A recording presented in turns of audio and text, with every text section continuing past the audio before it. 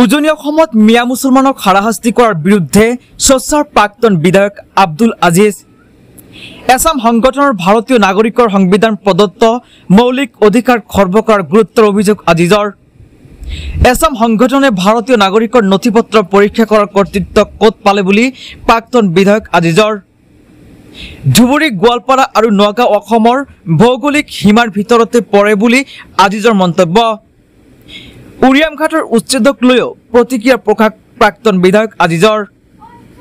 উৰিয়াম ঘাটত মিয়া মুছলমানক প্ৰাক্তন মুখ্যমন্ত্ৰী গোলাপ বৰবৰাই বহুৱাইছিল বুলি দাবী প্ৰাক্তন আমচু নেতা আজিজৰ। ৰাজ্যত সাম্প্ৰদায়িক সংঘৰ্ষ লগোৱাৰ প্ৰচেষ্টা অব্যাহত ৰখাৰ গুৰুত্বৰ অভিযোগ আজিজৰ। এই সংগঠনটোৱে বিভিন্ন সংগঠনবিলাকে যিবিলাক কাৰবাৰ কৰি আছে, বিশেষকৈ নামনিৰ পৰা যোৱা আমাৰ মিয়া মুছলমান মানুহসকলক ঘৰ ভাড়া পৰ্যন্ত নিদিয়াৰ কাৰণে সিদ্ধান্ত, ঘৰ ভাড়াত তাক ওলাবলৈ যিটো সিদ্ধান্ত কৰিছিল, এইটো ইমান সাহস নাপালে হয়। আজি গভৰ্ণমেণ্ট যদি নিৰপেক্ষ হ'লে হয়, আজি হেমন্ত বিশ্ব শৰ্মা গভৰ্ণমেণ্ট যদি নিৰপেক্ষ হ'লে হয়, আজি আমাৰ প্ৰতি যিটো ব্যৱহাৰ, আমাৰ মানুহৰ প্ৰতি যিটো ব্যৱহাৰ কৰি আছে, এই ব্যৱহাৰটো কৰিব নোৱাৰিলেহেঁতেন। আৰু যিসকল নেতাই উজনি অসমত গৈ এনেকুৱা কাম কৰি আছে, সিহঁতে নাজানে নেকি এইবিলাক মানুহ অসমৰ ভৌগোলিক সীমাৰ মানুহ? আজি ধুবুৰী ক'ত আছে, গোৱালপাৰা ক'ত আছে, নগাঁও ক'ত আছে? এইবিলাক নেতাই এবাৰ ঘূৰি আহি যাওক নামনি অসমত, এবাৰ নামনি অসমত চাই লওক। ধুবুৰী মানকেশ্বৰৰ পৰা আৰম্ভ কৰি বিভিন্ন সংখ্যালঘু এলেকাত ঘূৰি আহক। এইবিলাক মানুহ সন্দেহযুক্ত নে ভাৰতীয় নাগৰিক? এইবিলাকৰ কি কাগজ পত্ৰৰ প্ৰয়োজন আছে আৰু সিহঁতে চোৱাৰ বা কি অধিকাৰ আছে? আজি সিহঁতে যিটো দাদাগিৰি কৰি আছে, এই দাদাগিৰিৰ কাৰণে আজি অসমখন কি হৈছে? টুকুৰা টুকুৰা হৈছে। আজি নাগালেণ্ড হৈছে কিয়? মেঘালয় কিয় হৈছে? মিজোৰাম কিয় হৈছে? আজি হাতবনি সম্পদে কয় কি কাৰণত মিজোৰাম গুচি গ'ল, কি কাৰণত নাগালেণ্ড গুচি গ'ল, কি কাৰণত মেঘালয় গুচি গ'ল, কি কাৰণত ত্ৰিপুৰা ৰাজ্য হ'ল? এনেকুৱা দাদাগিৰিৰ কাৰণে হৈছে। অসমৰ এই প্ৰায় 34% মুছলমানৰ প্ৰতি এনেকুৱা অন্যায়, এনেকুৱা অবিচাৰ কৰাৰ পিছতো গভৰ্ণমেণ্ট নীৰৱ।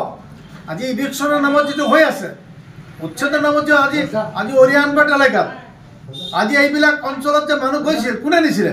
এইটো গোলাপ বৰবৰাই গভৰ্ণমেণ্টৰ নাগাবিলাকৰ পৰা অসমখন ৰক্ষা কৰিবৰ কাৰণেহে মানুহবিলাক বহাইছিল।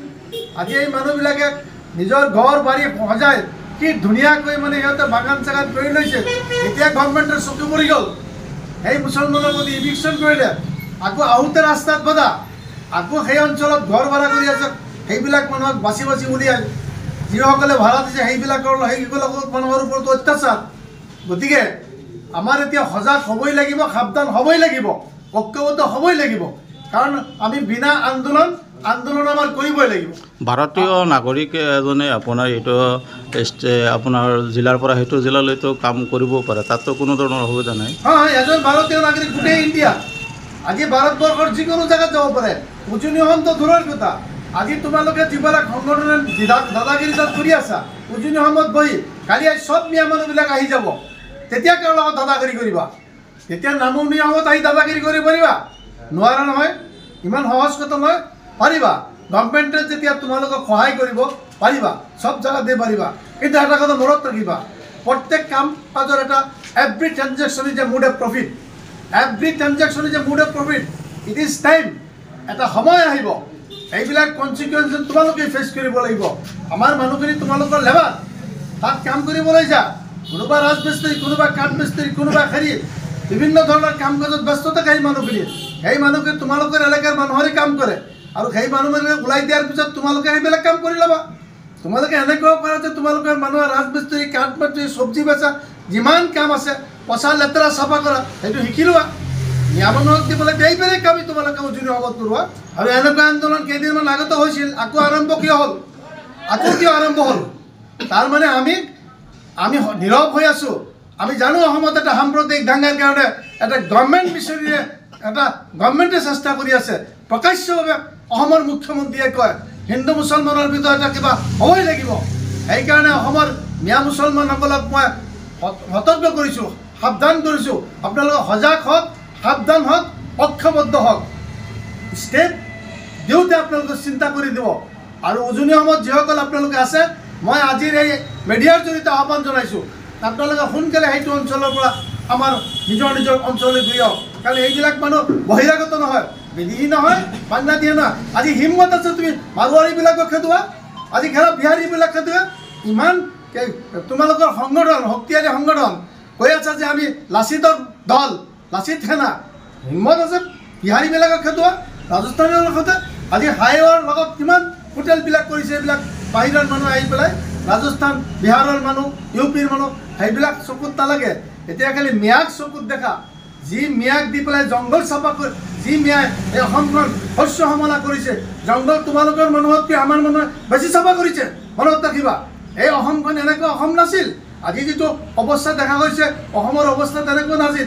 আজিওতো উজনি অসমত লাখ লাখ বিঘা জমি পতিত পৰি আছে, সেইবিলাকত কোনো ফচল নাই, কোনো উৎপাদন নাই। আমাৰ মানুহেতো কষ্ট কৰি খায়, পৰিশ্ৰম কৰি খায়। গতিকে লেবাৰৰ পৰা হাত দিয়া সহজ, দিয়া হিম্মত আছে। আদানীৰ গ্ৰুপৰ পৰা হাত দিয়া, হেৰিৰ গ্ৰুপত হাত দিয়া, আজি সেইবিলাক বাহিৰৰ কোম্পানীৰ ওপৰত হাত দিয়াচোন, কিমান সাহস আছে।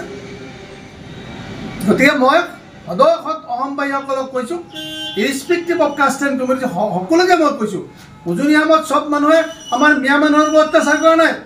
উজনি অসমৰ অসমীয়া, টাই, আহোম, মৰাণ, মটক, কোচ, ৰাজবংশী, চুতীয়া, ডিমাচা, যিমান মানুহ আছে সব মানুহে কৰে। পাৰ্টিকুলাৰ কিছুমান মানুহে দাদাগিৰি কৰি অসমতে সাম্প্ৰদায়িক সংঘৰ্ষ কৰাৰ ধান্দা কৰি আছে, আৰু ইহঁতে গভৰ্ণমেণ্টৰ মদত পাইছে। নহ'লে ইমান সাহস ক'ত, মানুহৰ ঘৰত সোমাই যায় আৰু ইমান দাদাগিৰি কৰাৰ সাহস ক'ত পালে? কিন্তু সময় এইটো গভৰ্ণমেণ্ট চলি আছে, আৰু গভৰ্ণমেণ্টত থাকি সবাই পাৰে। এতিয়া হেমন্ত বিশ্ব শৰ্মাই পাৰি আছে, এটা সময়ত প্ৰফুল্ল মহন্ত পাৰিছিল, এটা সময়ত হিতেশ্বৰ শইকীয়াও পাৰিছিল, তৰুণ গগৈও পাৰিছিল, এটা সময়ত দকিবলৰ দাদাগিৰিত চামাগুৰি মানুহ শান্তিয়ে থাকিব পৰা নাই। আজি কি হ'ল?